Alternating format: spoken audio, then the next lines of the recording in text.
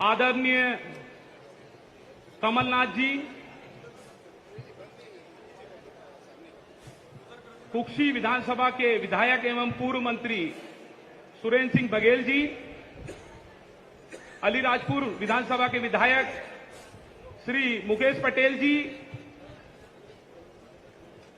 Indore 1 number विधानसभा के विधायक श्री संजय शुक्ला जी, हमारे इंदौर के जाबाज शहर अध्यक्ष सुरजीत चड्डा जी, चिंटू चौकसे जी, सच सलूजा जी, सदाशिव भैया,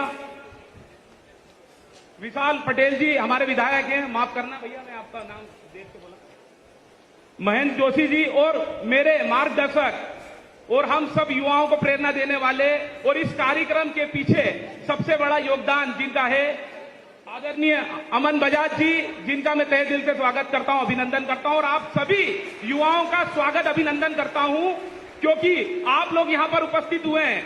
यह कांग्रेस पार्टी का कार्यक्रम नहीं है, यह गैर राजनीतिक कार्यक्रम है और इस कार्यक्रम के माध्यम से आप लोग ये बताने का काम कर रहे हैं कि मध्य प्रदेश में अब भाजपा की लड़ाई सिर्फ और सिर्फ जनता के खिलाफ है, क्योंकि जनता का शोषण, युवाओं का शोषण भाजपा ने जितना किया है उतना शोषण किसी ने नहीं किया है।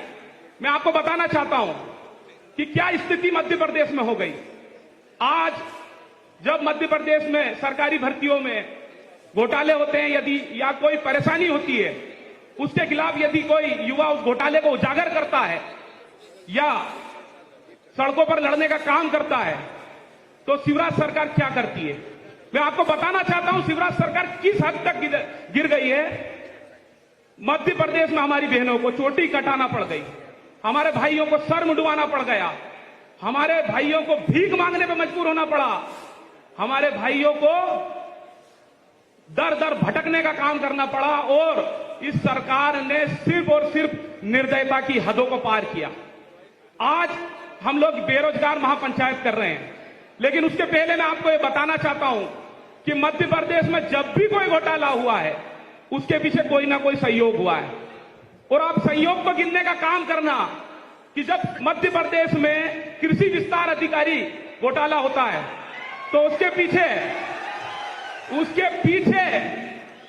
एक ही परिवार के लोग चयनित हो जाते हैं और ग्वालियर में यह नाम निकल कर आता है कि बीजेपी के प्रदेश अध्यक्ष वीडी शर्मा उसमें शामिल है और गृह मंत्री जी का भी नाम शामिल होता है।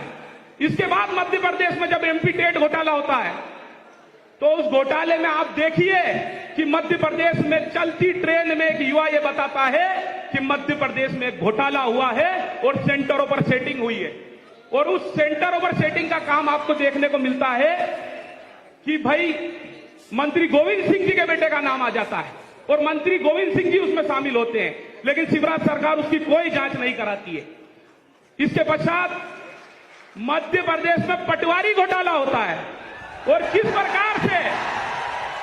प्रकार से पटवारी घोटाला हुआ, नॉर्मलाइजेशन प्रक्रिया का दुरुपयोग हुआ, सेंटरों पर सेटिंग हुई और एनआरआई कॉलेज को जानते हो क्या, एक ही कॉलेज से 60 टॉपर और कॉलेज किसका था जल्दी बताओ हाथ खड़ा करके, बीजेपी विधायक का।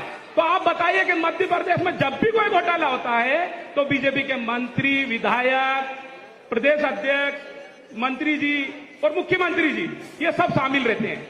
इसके बाद उस घोटाले की कोई जांच नहीं होती है। तो माननीय कमलनाथ जी हमारे साथ उपस्थित हैं। आज उन्होंने ये कहा कि बेटा हम लोग इंदौर की धरती पर चलेंगे जहां से सबसे ज्यादा आंदोलन होते हैं और उन युवाओं के लिए मैं बहुत कुछ करना चाहता हूं। मैं उनके समक्ष अपनी बात रखूंगा आकर।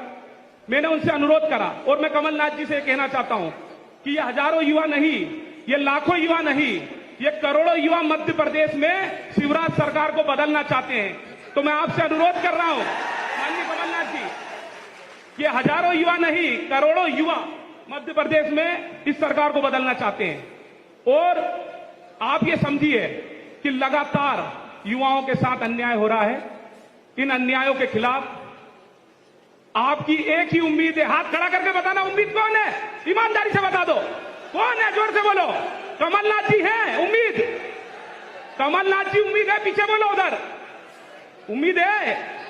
तो मैं आप सभी से कहना चाहता हूं कि आप धैर्य से कमलनाथ जी को सुनना और ये बात समझना कि कमलनाथ जी आपके प्रति कितने उत्तरदायी हैं।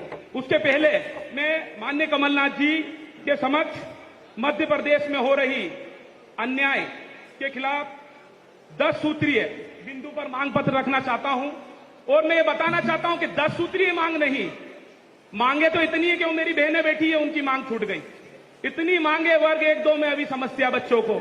लेकिन उसके पहले मैं आपको बताना चाहता हूं कि मध्य प्रदेश में 10 मांगों पर अगर काम होगा तो निश्चित रूप से शिवराज सरकार कभी भी नहीं आएगी। तो उसके लिए मध्य प्रदेश में पहली मांग प्रतिवर्ष भर्ती दी जाए, प्रतिवर्ष भर्ती दी जाए और भर्तियों के बीच में भर्ती कानून लागू किया जाए, जिससे पटवारी घोटाला या कोई भी घोटाला होगा तो उसके खिलाफ जांच करने या दोषी को जेल भेजने में आसानी होगी। मध्य प्रदेश में 2 लाख से ज्यादा बैकलॉग पद खाली हैं और ये बैकलॉग खाली वाले जो हमारे विद्यार्थी ये शिवराज मामा के सामने डंडे खा खा के थक गए हैं, लेकिन शिवराज सरकार ने इन्हें कुछ नहीं दिया, बस झूठ बोलते हैं 1 लाख भर्ती देंगे। तो बैकलॉग पदों पर भर्ती हो, पटवारी घोटाले की उच्च स्तरीय जांच हो और दोषियों को जेल के सलाखों के पीछे भेजा जाए, नॉर्मलाइजेशन प्रक्रिया का दुरुपयोग होना बंद हो, उसमें पारदर्शिता है। ब्लैकलिस्ट कंपनियों को कमलनाथ जी दूर करेंगे मध्य प्रदेश से, तो ब्लैकलिस्ट कंपनियों को मध्य प्रदेश में आने नहीं दिया जाए। शिक्षक पात्रता वर्ष 2020 की भर्ती में वर्ग 3 के जो अभ्यर्थी 51,000 पदों की मांग कर रहे हैं, उनकी मांगों को सुना जाए, उनकी मांगों को पूरा किया जाए माननीय कमलनाथ जी। और वर्ग 3 में एसटी कैटेगरी की 4,000 सीट खाली है, तो वो 4,000 सीटों को मेरिट के आधार पर भरने का काम किया जाए। शिक्षक पात्रता वर्ग 1 और 2 में 40% की पात्रता, 40-50% की पात्रता की जाए और वर्ष 2022 की वर्ग 1 में पदों की वृद्धि की जाए। एमपीपीएससी की भर्ती, जैसा कि आप सभी जानते हैं कि 3 वर्षों से रिजल्ट जारी नहीं हुआ था और उसके लिए भी हम लोगों ने लड़ाई लड़के रिजल्ट जारी कराया। तो 3 वर्षों की स्थिति जब पैदा होती है तो युवाओं का जीवन बर्बाद हो जाता है। तो एमपीपीएससी को एक ही वर्ष में एकेडमिक कैलेंडर के आधार पर भर्ती दी जाए। और बीएससी नर्सिंग के बहुत सारे विद्यार्थी हैं, हाथ खड़ा करिए। बीएससी नर्सिंग में जिस प्रकार से अन्याय हुआ, 3 साल में बच्चा एक ही क्लास में है, उसका एनरोलमेंट भी नहीं हुआ, उसको आवास योजना भी नहीं मिली, छात्रवृत्ति भी नहीं मिली। तो उस युवाओं के लिए माननीय हाईकोर्ट के समक्ष आप कुछ करें, इसकी बात को मैं रखता हूं। और अंत में एमपीपीएससी की भर्ती 2017 से नहीं आ पाई है, तो एमपीपीएससी की भर्ती को दिया जाए। यही सभी बातों को रखकर मैं अपनी वाणी को विराम देता हूं। धन्यवाद। जय हिंद, जय भारत। जावेद खान जी के उद्बोधन के बाद आप सभी लोगों की उपस्थिति इस बात का प्रतीक व संदेश है कि आप लोग सत्ता पक्ष की नीतियों और घोषणाओं से किस तरीके से त्रस्त हो चुके हैं। और कमलनाथ जी, हमने आपकी केंद्र सरकार में कार्य करने की कार्यशैली देखी है, हमने आपकी 15 महीने की सरकार देखी है और आप कुछ ही समय में हमारे प्रदेश के प्रधान बनने जा रहे हो।